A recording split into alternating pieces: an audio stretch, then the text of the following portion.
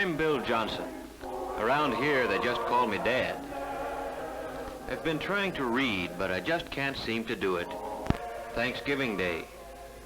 We Johnsons had a Thanksgiving, the best we've ever had.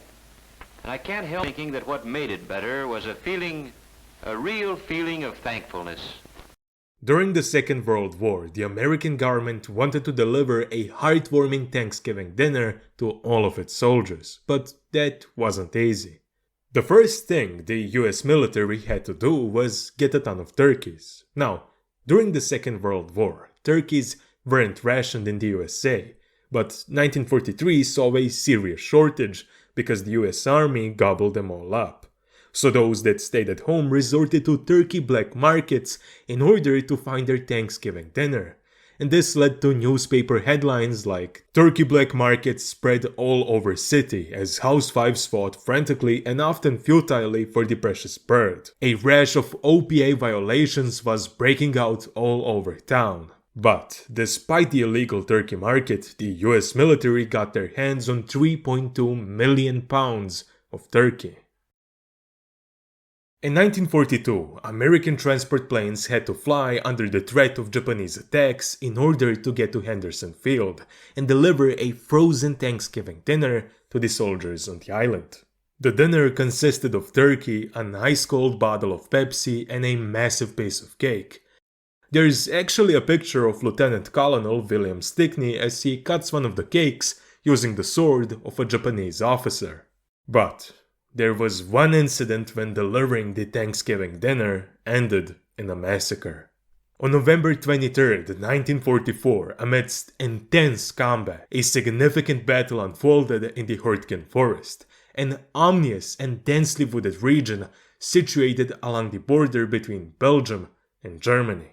First Lieutenant Paul Bosch received a call from his captain, who informed him about a delivery of Thanksgiving dinners for every member of his unit. Bosch recalls this phone call in his memoir. "Are you guys nuts? It's almost dark and my carrying parties have already made the trip up the hill with rations and water.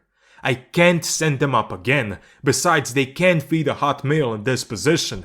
Good God, they're right on top of the Germans." But the person on the phone said General Eisenhower himself gave the order and it had to be followed. Besides, you don't want all of your men to miss out on this Thanksgiving dinner that every other man is getting, right? To which Paul Bosch replied, "Of course I want to see them get a hot meal. I want to see them get 3 hot meals a day and a dry bed every night and a babe to sleep with. But let's save the turkey until they can pull back where they can enjoy it.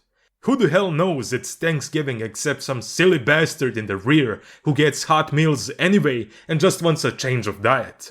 But even though the order was completely ridiculous and extremely dangerous, it just had to be followed. So Bosch rounded up a team of men to fetch the turkey and bring it back up the hill to the others. They did it quietly in the dark, but they stayed within the view of the German army. And immediately as they started climbing up the hill, German artillery unleashed a devastating attack. As Bosch recalls, 7 men had been wounded and 3 killed. An awful price to pay for a Thanksgiving dinner that nobody wanted to eat.